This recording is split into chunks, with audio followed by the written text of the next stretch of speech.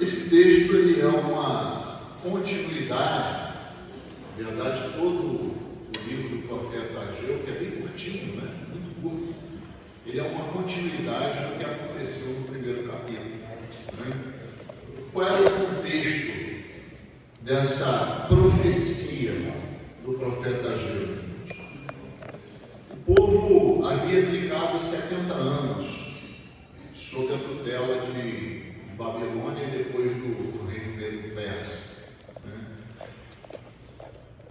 Os profetas como Jeremias e Isaías profetizavam: se aquele povo não se arrependesse, isso iria acontecer. E, infelizmente, o povo não se arrependeu e Deus usou um rei ímpio para punir o seu povo, levando o seu povo em cativeiro para a Babilônia. Foi na época de Daniel, né? Quem lembra do livro de Daniel? Ele foi um dos jovens que foram levados de Judá lá para a Babilônia. E Deus falou que eles ficariam lá sob custódia daquele povo durante 70 anos. E 70 anos se cumpriram realmente. Até que veio Ciro, né? E o Senhor o libertou o povo através desse rei Ciro e permitiu que o povo voltasse aos poucos para Judá. Quando Nabucodonosor entrou em Jerusalém, ele destruiu o templo e destruiu boa parte da cidade. Destruiu tudo. Levou tudo para a Babilônia, inclusive os utensílios que eram utilizados no culto, levou lá, dedicou ao seu Deus. Então foi uma destruição completa de Jerusalém, justamente por causa da impenitência do coração do povo, que não se arrependia. Né? Aqui nós já vemos, durante o ministério do profeta Ageu, foi mais ou menos 520 a.C., já vemos o povo retornar, e já tinha algum tempo em Judá esse povo retornado do cativeiro. E não existia mais templo, não existindo mais templo, a adoração tinha cessado. O culto ao Senhor já não existia mais. Então aquele povo não sentiu falta. Infelizmente a realidade é essa. Ele não sentiu falta do culto ao Senhor. E estavam vivendo suas vidas. O profeta Ageu fala que cada vez mais eles estavam transformando as suas casas em casas bonitas, bem acabadas. Né? Hoje nós falamos que é o porcelanato, né? O porcelanato é um material que chama bonito, bem pintadinho, né? Bem acabado, e cada vez mais. E ninguém se importava com o estado da casa do Senhor, que estava tudo destruído. Olha, irmãos, isso tem um reflexo direto na vida daquele que vive assim. Quem não se importa com o Senhor, automaticamente sua vida também vira um destroço. Não era só o templo que estava destroçado, a vida do indivíduo também fica destroçada. Quem não coloca em primeiro lugar o que é espiritual, acha que precisa colocar o que é material em primeiro lugar, cada vez mais cansa, se autodestrói, se autopune, e cada vez mais o indivíduo entra nesse caminho e parece que não percebe que todo o esforço que ele está fazendo não está valendo de nada. Até que ele pare e pense assim: bom, preciso colocar o que é espiritual primeiro na minha vida. Preciso servir por Deus. Prefiro dar prioridade na minha vida àquilo que é espiritual. E Ageu é usado por Deus justamente para chamar o povo a esse arrependimento. E ele fala assim: olha, vocês têm que colocar o coração de vocês nesse caminho, no vosso caminho. Vocês plantam e não colhem. Quando colhem pouco. E quando levam para casa, Deus vai e assopra. E o salário que vocês recebem um saco furado. O que significa isso, irmãos? Você pega um saco, bota alguma coisa pela boca de em cima, e o que acontece quando o saco está furado? Sai por baixo. Né? Era assim a vida daquele povo. E Ageu é usado pelo Senhor para falar assim: ó, tragam madeiras para refazer o meu templo, venham trabalhar no meu templo. se importem comigo, porque aí eu vou abençoar vocês. E o povo realmente é usado por Deus, e o povo se arrepende daquele proceder e começa a trabalhar na construção ou reconstrução do templo do Senhor. E a liderança, Zorobabel, Josué, são utilizados aqui, não aquele Josué lá atrás do outro, são utilizados aqui para reconstruir o templo do Senhor e liderarem o povo. E Deus vem e abençoa eles por isso. Só que Deus não cessa a sua profecia através de Ageu aí. E isso eu achei muito importante, irmãos, relendo esse texto, conversar com os irmãos, com a igreja do Senhor.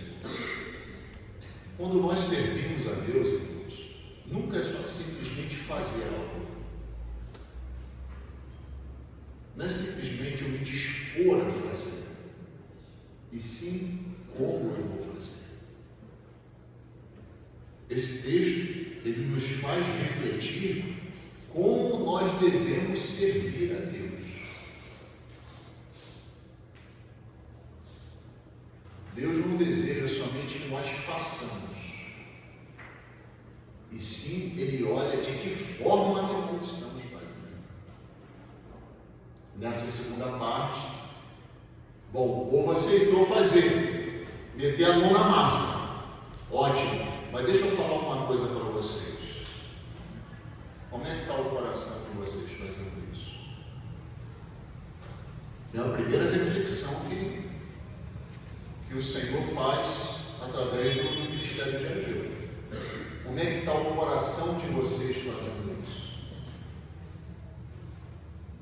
E, irmãos, como igreja do Senhor Jesus Cristo, o nosso Deus não mudou.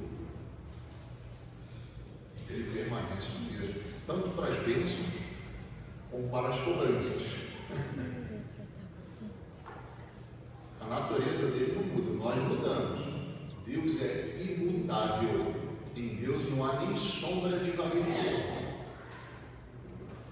Quem ele era desde o início de Gênesis até o final do Apocalipse é o mesmo. Jesus, a sua revelação pessoal, física, demonstrou cada vez mais isso, através dos seus ensinamentos. Deus não muda. E como é que nós servimos hoje a Deus? Será que nós colocamos dentro do nosso coração o propósito de servir? Mas será que o nosso coração, ao servir, está realmente em adoração e louvor a Deus? Porque se o nosso coração não acompanhar as nossas obras, sabe o que vai valer? De nada. As nossas obras não valem de nada. Você pode ser o melhor instrumentista, o melhor pregador, o melhor professor de EBD, a melhor pessoa para servir a ceia, o melhor diácono, o melhor pastor. Se o seu coração não estiver santificado, consagrado e puro diante de Deus, isso não vai servir de nada. Porque quando estamos aqui em serviço ao Senhor, porque esse momento aqui, não sei se vocês não sabem, o culto significa serviço a Deus. Nesse momento agora, os irmãos estão em serviço a Deus. Quando nós adoramos, nós servimos a Deus. A ideia de culto é estar prostrado diante de Deus. É essa a ideia aqui. Por isso que a gente não permite que isso aqui vire uma bagunça. Não, por que o pastor não deixa que eu calma? Por que deixa aqui que a gente se agite um pouco? Porque no conceito bíblico, não é no pensamento do pastor, esse momento é um momento de introspecção e comunhão com Deus. É o momento do nosso coração estar derramado diante de Deus para que Ele olhe dentro de nós. Aqui, irmãos, eu enxergo vários irmãos. E a igreja do Senhor reunida. Claro que Deus também enxerga assim. Só que Ele tem a capacidade de identificar individualmente quem está aqui verdadeiramente adorando ou não. E a gente não pode esquecer disso. A igreja do Senhor reunida aqui, mas Deus tem a capacidade de identificar se nesse momento o meu coração é um coração de um verdadeiro adorador que Ele continua procurando. Ele continua procurando. Deus fala assim para Ageu: vai até o sacerdote. O sacerdote era aquele que colocava em prática o culto, um serviço ao Senhor. E faça duas perguntas.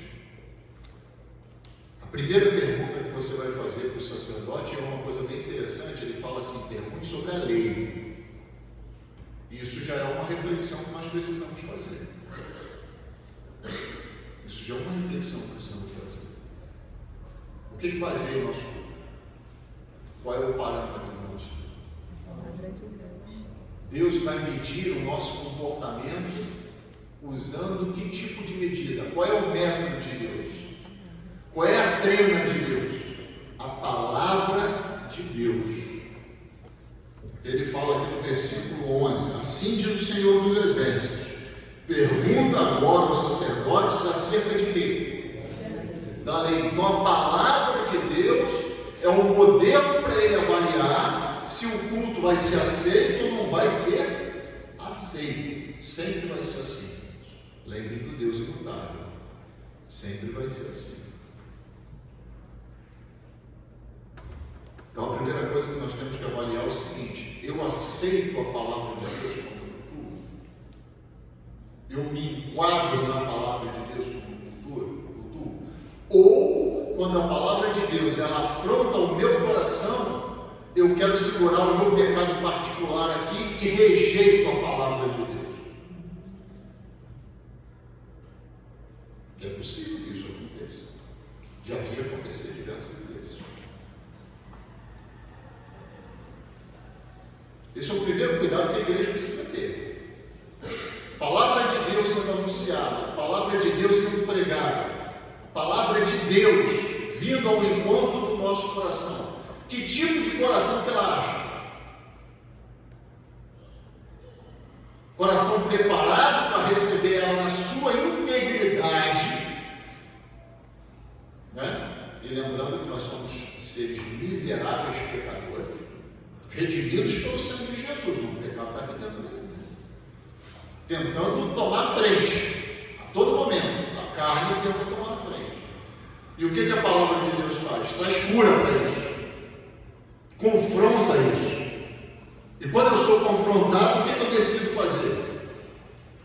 Porque é dessa forma que Deus vai avaliar. Se eu sou confrontado com a palavra de Deus e me prostro: Senhor, eu quero fazer tudo o que o Senhor está pedindo para eu fazer dentro da tua palavra. Aí Deus nos aceita. Se há restrições no meu coração, a aplicação da palavra de Deus já começa a virar. Já há um problema aí para Deus aceitar o seu culto, o seu serviço. Já há um problema. A primeira pergunta que Ageu faz para os sacerdotes é a seguinte: se vocês levarem carne santa, o que é carne santa ali?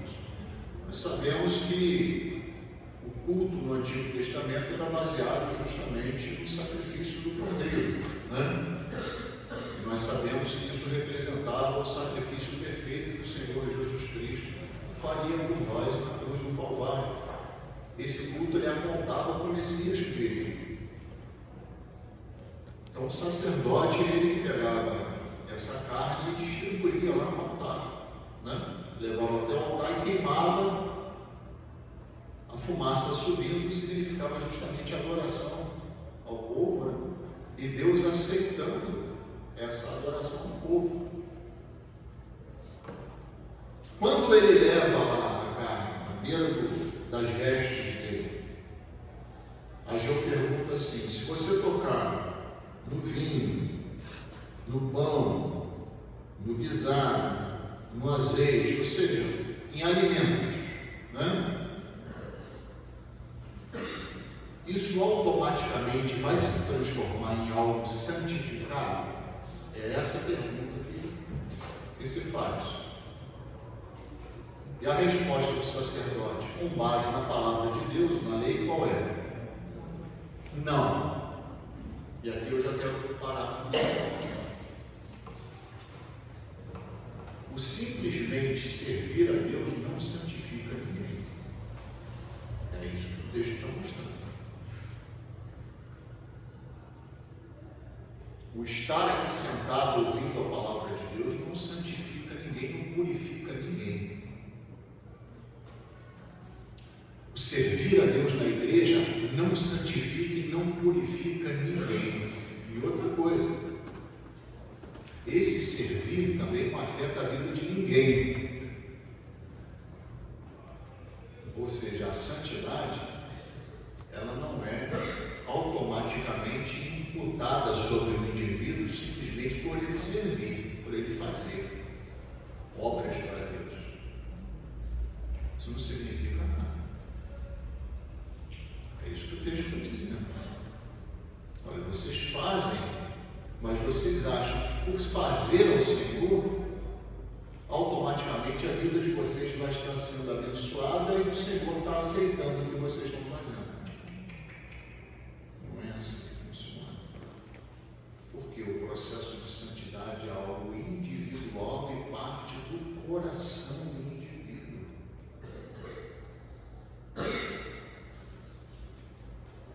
Ele não pode ser aperfeiçoado por uma obra a Deus, mas ele começa numa atitude de interior, de adoração, aqui dentro.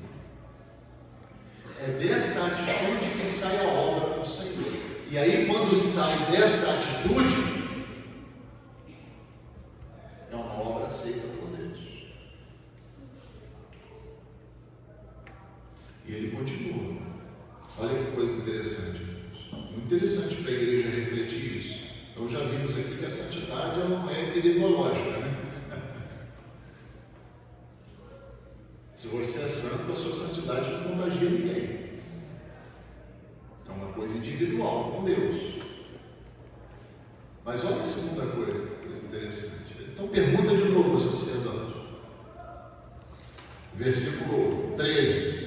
Se alguém se tinha tornado impuro, o que a lei previa aqui? Deixa eu dar uma breve explicação para os irmãos. É em Levítico. Que todo aquele que vai servir ao Senhor não pode tocar num corpo morto.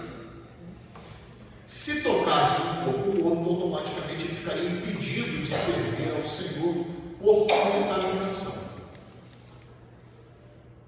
O próprio sacerdote, se tocasse um corpo morto, teria que ficar fora durante 7 dias, esperando a purificação, o período de purificação, e depois sim poderia fazer o seu serviço.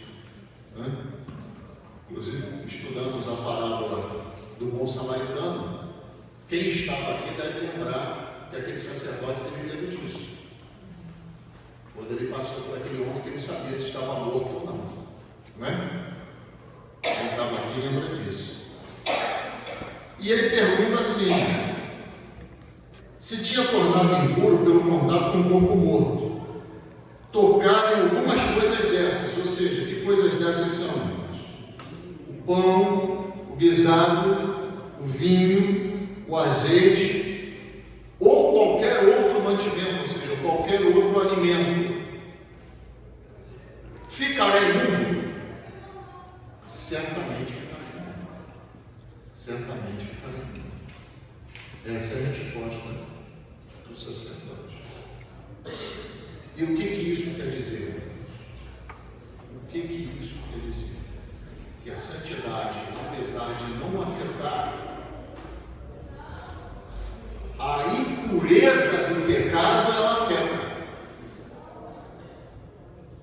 A impureza do pecado, ela afeta. E a impureza do pecado torna as nossas obras diante de Deus impuras. Ou seja, não importa eu fazer, e sim com que tipo de coração eu vou fazer. Se eu faço com o coração santo e puro diante de Deus, as minhas obras são aceitas. coração cheio de pecado, cheio de amargura, cheio de mal, automaticamente eu estou fazendo para mim mesmo, porque Deus não vai aceitar isso. Automaticamente isso vai acontecer. E é bem interessante, irmãos, como igreja nós pensarmos sobre isso, porque quando nós trabalhamos a nossa vida para sermos santos e puros diante do Senhor, eu estou trabalhando para mim mesmo. Mas quando nós,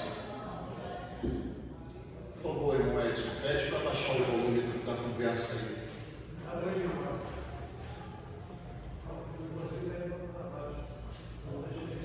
Não, já resolveu. Já está resolvido. Então, irmãos, nós temos aqui uma coisa como igreja a pensar. Se nossa santidade não afeta o meu irmão, eu estou fazendo para mim diante de Deus. Cada um de nós deve buscar o que? A sua santidade, a sua pureza. Mas quando o meu coração está cheio de pecaminosidade, está cheio de impureza, cheio de amargura, automaticamente isso vai afetar a minha igreja e os meus irmãos. É um alerta que Deus está fazendo. Porque o mal, ele é contagioso. Santidade diante de Deus não é pessoal. Porque eu não conheço o coração dos irmãos. Só Deus que conhece. Eu vejo os irmãos fazerem, mas Deus vê como os irmãos fazem. Estão entendendo, irmão? Deus vê com que sentimento eu estou fazendo aquilo dali. E além de tudo, eu devo cuidar do meu coração para que as minhas impurezas, primeiro, não afetem o meu serviço a Deus, porque ele está dizendo aqui, no versículo 14, o seguinte: então respondeu Ageu e disse: assim é este povo, e assim é esta nação diante do meu rosto, disse o Senhor, e assim é toda a obra das suas mãos, e tudo que ali oferece é o quê? Ou seja, eles fazem, se proporam a fazer o templo, só que não mudaram o quê? O seu coração. E apesar deles se proporem a fazer, a forma que eles vão fazer não será o quê? Aceita por mim. É uma reflexão que nós precisamos fazer. Qual é o estado do nosso coração quando servimos a Deus? No Salmo 108, por favor, no Salmo 108, Davi parece que tinha percepção muito clara disso quando ele escreveu esse salmo. Salmo de número 108.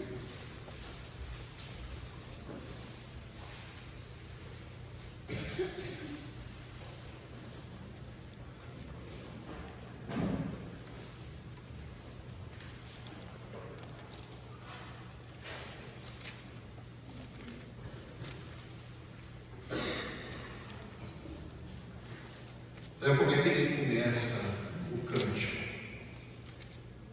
Leiam para mim, por favor. Preparado está o meu coração, ó Deus. Preparado está o meu coração diante de quem? De Deus. Não é diante de quem está vendo ele servir. Isso aqui é um louvor. Ele está escrevendo para quem? Para Deus. Então ele começa a dizer assim: preparado está o meu coração para ti. Então existe preparação para o serviço ao Senhor? Sim. Existe. Quando nós nos reunimos aqui para fazer um mutirão, que é a obra da igreja, nada mais é um mutirão do que a obra da igreja. Eu faço questão de antes de a gente orar e dedicar aquele serviço ao Senhor, porque às vezes a gente perde a noção que a gente está fazendo somente uma pintura de uma parede, né? E esquece que essa pintura da parede é para o Senhor. Às vezes a gente vai fazer uma raspagem de uma sujeira no chão, a gente esquece que quando está fazendo na casa do Senhor, está fazendo fazendo para Ele. E como é que eu estou fazendo? De que forma eu estou fazendo? De qualquer jeito. É determinante se vai ser aceito ou não. E ele continua, Davi: despertai saltério e harpa, e eu despertarei ao romper da alva. Louvar-te-ei entre os povos, Senhor, e a ti cantarei salmos entre as nações. Porque a tua benignidade se eleva acima dos céus, e a tua verdade ultrapassa as mais altas nuvens. Ou seja, com uma consciência muito tranquila. Ele estava com o seu coração diante de Deus, sabendo exatamente o que estava fazendo e para quem estava fazendo. Aí que está a grande coisa. Para quem estava fazendo. Eu, como pastor, tenho que ter um cuidado redobrado nisso. Porque uma coisa é você ter técnica de pregação, outra coisa é você ter a parte espiritual do que é a mensagem. Né? E a gente tem que sempre aliar. A técnica da pregação se chama homilética. Né? A gente estuda no seminário homilética para saber preparar sermões. Né? O sermão, introdução, desenvolvimento, conclusão, para estar dentro de alguma coisa que seja claro para os irmãos interpretarem. Mas eu não posso me ater somente à questão técnica e esquecer o que é principal nesse momento, que é justamente a parte espiritual. Então, uma avaliação que todos nós temos que fazer. O músico tem que ter muito cuidado com isso. Por exemplo, enquanto eu estou orando, a irmã Ruth e a irmã Ana estão tocando. Elas conseguem tocar e acompanhar a oração ao mesmo tempo que eu estou falando? Será que elas conseguem falar amém para a minha oração? Ou para a oração de alguns irmãos? Interessante isso. Se não consegue, é melhor até parar com isso. Devia ter perguntado para as irmãs se os irmãos conseguem acompanhar a oração. Eu não posso excluir as irmãs num momento de comunhão em oração, porque as irmãs têm que ficar tocando ali na frente para acompanhar a oração. Se conseguirem, ótimo. Senão, depois falem comigo e a gente corta isso. Porque eu preciso participar do momento de comunhão com a igreja. Estamos em oração como igreja, todos precisam participar. O introdutor ali consegue participar do culto?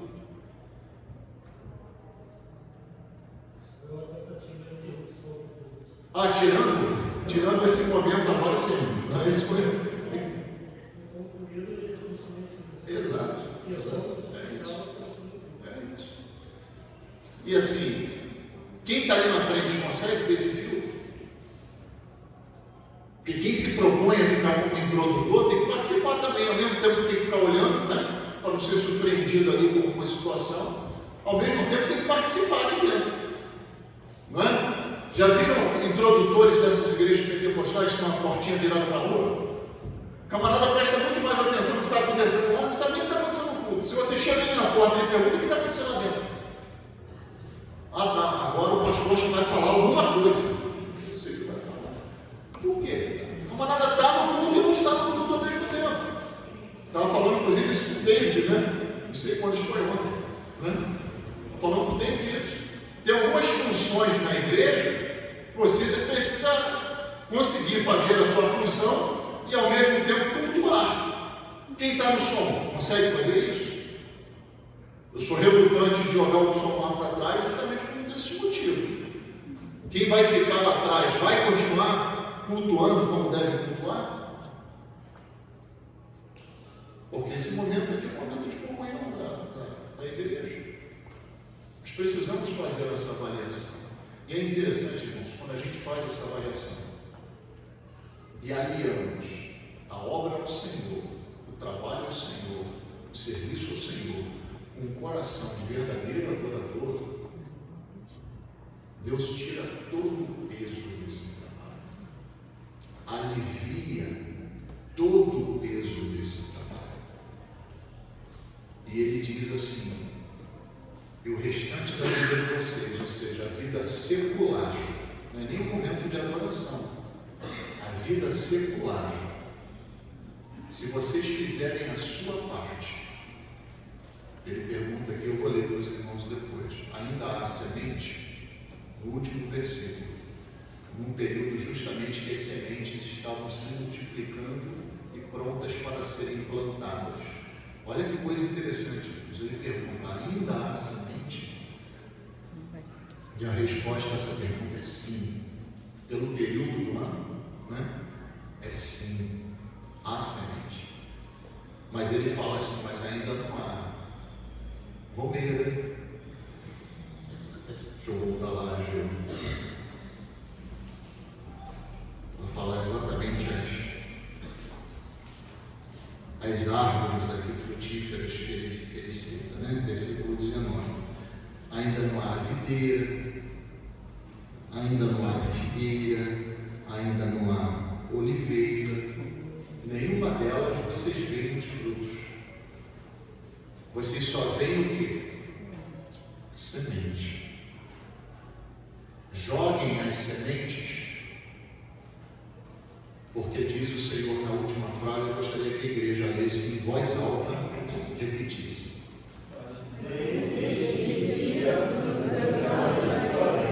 Mas desde este dia o que fará o Senhor? Os abençoarei. Vocês têm a semente na mão? Trabalhem, porque eu vou dar o fruto dessas árvores e de muitas outras para vocês, se vocês prostrados na verdade, de coração, me adorarem, me servirem e fizerem essa obra do templo como vocês devem fazer. Porque enquanto não fizerem dessa forma, irmãos, aí o versículo 16 diz assim, ó, vem alguém procurando um monte de 20 medidas e vão achar somente 10. Vem alguém ao lagar para tirar 50 e acham somente 20. E continua no versículo 17. Feri-vos com queimadura e com ferrugem, com saraiva, em toda a obra das vossas mãos, e não houve entre vós quem voltasse para mim, diz o Senhor. Voltemos, irmãos, enquanto é tempo para o nosso Deus. Avaliemos as nossas obras diante do nosso Deus. Se o nosso coração acompanha aquilo que nós fazemos, um verdadeiro teor, uma verdadeira sinceridade de um verdadeiro adorador.